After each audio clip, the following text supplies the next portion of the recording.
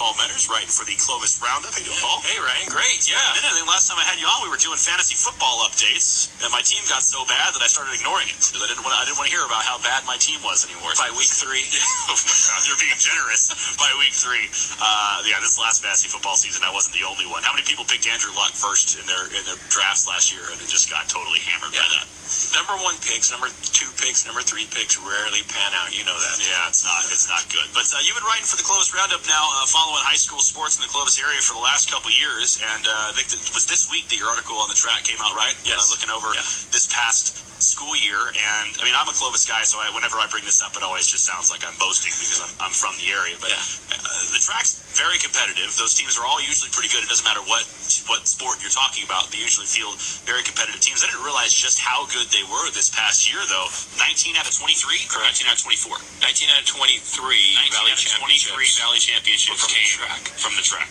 Yeah, well, I guess from Clovis, Central Boys won the basketball Division I championship, and they're part of the TRAC. Right. So I guess you could say 20 out of 23 Valley titles were out of the TRAC.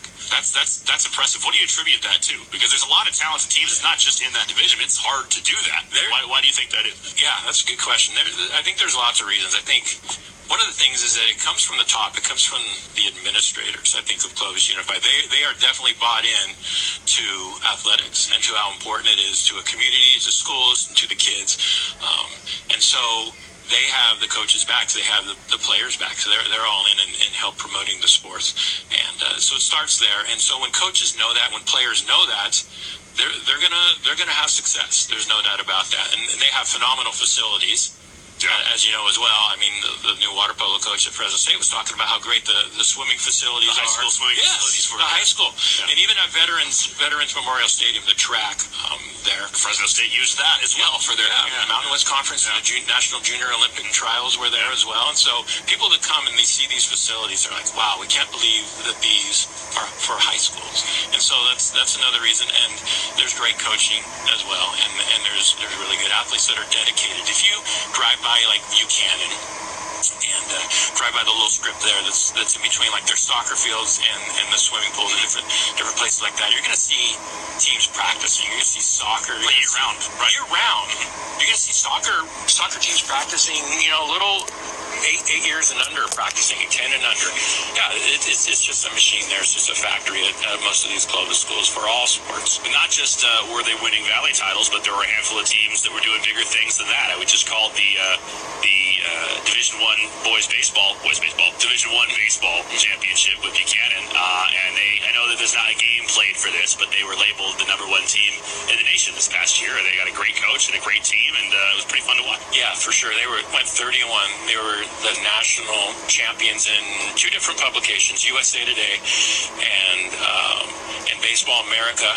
They were ranked really high. So, yeah, I mean, they were just an incredible team all year. I followed them for the entire year. I think I saw probably about 12 of their games. And they were actually basically one inning away from a perfect season. Because the one game they lost, it was to Clovis North, and they lost. They beat the championship. They beat in the championship 4-0.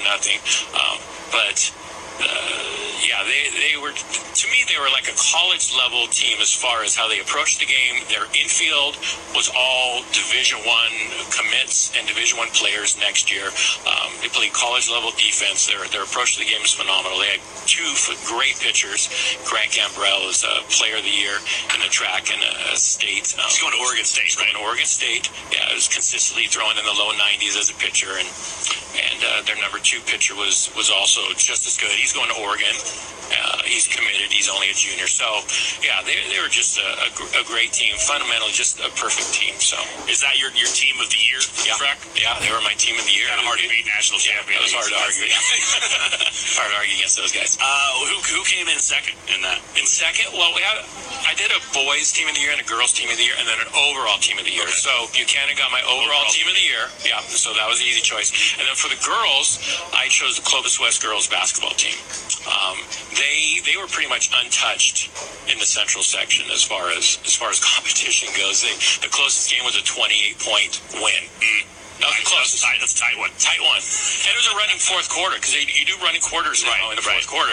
If the score is out, I think 20 or 25 points. They do that for football games, too. If it's over a certain amount, they just run the clock. Yeah. And so that's how it was in the central section. They just dominate everybody. Their two losses were to the number one team in the nation at that time, St. Mary's in Stockton. They lost to a team in Arizona, and then they lost in the state playoffs. They play in the open division, which the open division isn't based on how big or small your schools are for the state playoffs. They throw everybody, even if you have 300 kids, but somehow you get a lot of good players, a private institution or whatnot. And if you're good enough, they're going to put you in the open division. You don't have a choice. And so they played in that, and they won their first round home game. They actually had a second round home game and played Long Beach Poly. It was a very good game. They ended up losing, but the good thing about that team is they started 4 juniors and a freshman last year. So they'll be good again next year, is what you're saying. They'll be good next year, yeah, for sure. So all those girls are going to be coming back, and with another year of experience, and yeah. So yeah, they were an excellent basketball team. I'm talking to Paul Meadors, writer for the Clovis Roundup, about his article about teams in the track this past year. It's funny, it's funny calling the high school football games all year last year, seeing you walk up and down. Yeah. I remember when you got the gig a couple years ago, how excited you were to be doing it, and you're doing really good stuff. It's very well written. I remember reading a couple articles about individual football players over the course of the last year. I'm assuming just like you picked teams. I mean, you had some players that had individual standout years that you wanted to highlight.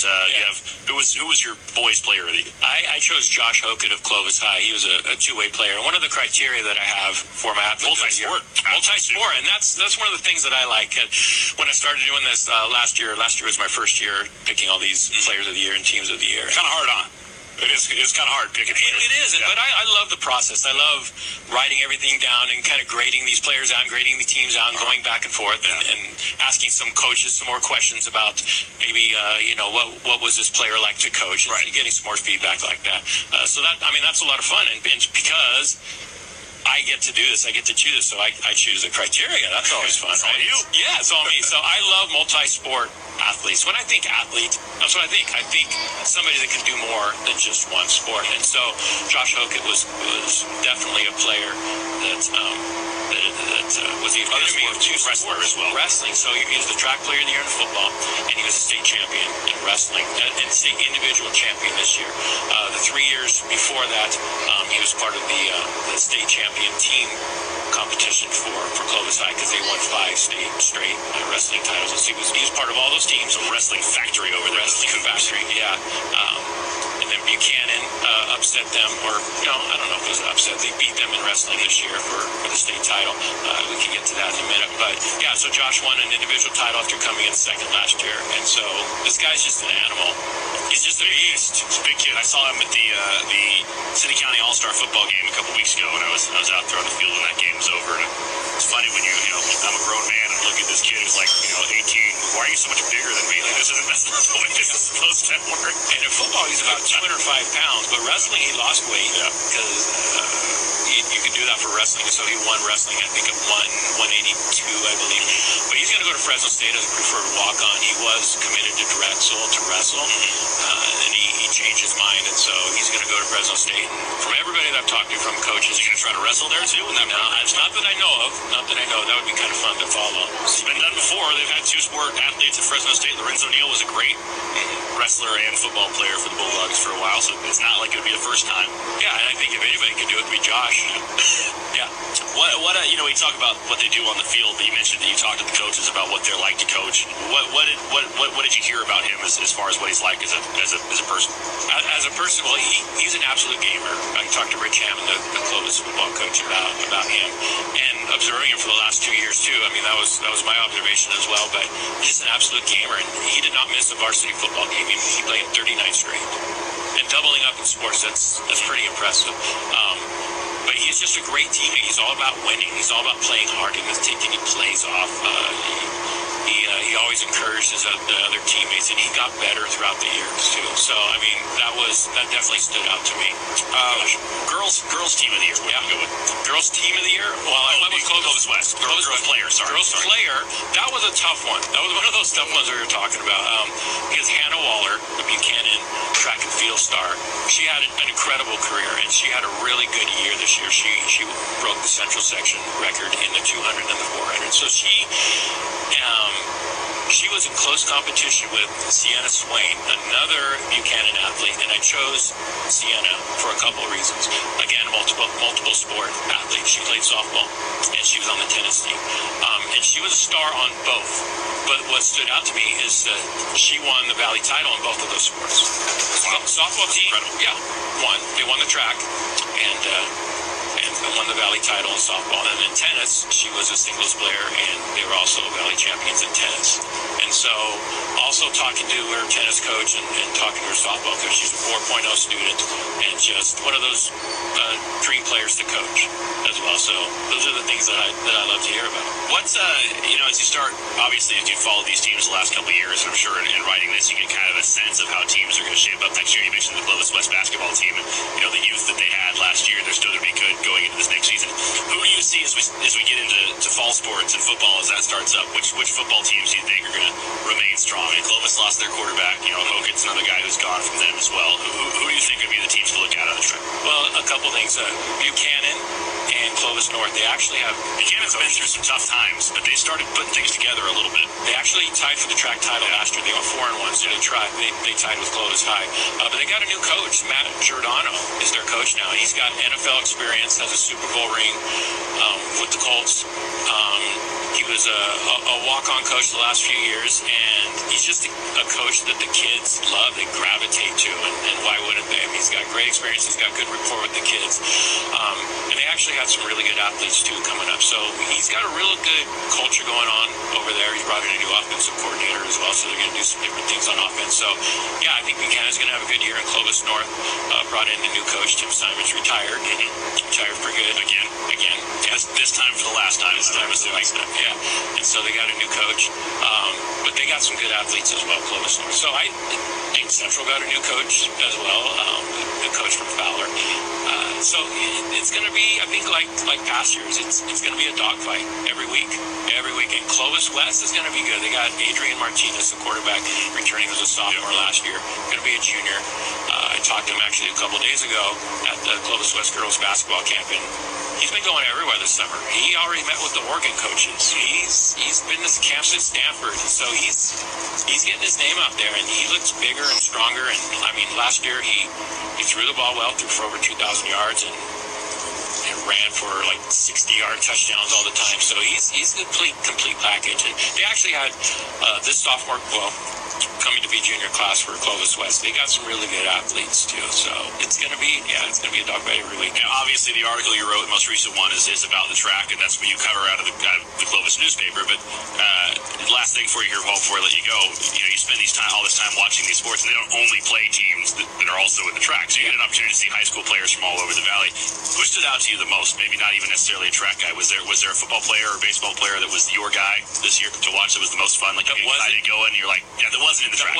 Well, Charles Williams from Bullard, running back. He was amazing. He's legit. So I saw him twice. I saw him in the playoff game when they beat Clovis West, and then I saw actually the other game when they beat Clovis West right before the league started. Yeah, it's always fun to watch a legit Division I running back run the football, and so he was one of mine that stood out to me too. I mean, it's just, you watch guys like that, and I say this every time we wrap up our Central Valley game night, our football coverage that we do for high school every year. When you see a player that's like a man amongst boys at the high school level, you can just tell. You can just tell when it's the guy. Even if you didn't do a scouting report on anybody, you're not really sure who anybody is. You just watch the game, and you can tell that guy is going to Division I. Like, you just watch it, and he was that kind of guy where if they wanted to, Bullard could just run him every play, and they'd win a lot of games because he was that level of player, and it was fun to watch. So he was one of my guys as well. Paul, great stuff, man. Good stuff. Looking forward to next season as well, and try to get you on a lot more when we get towards football season.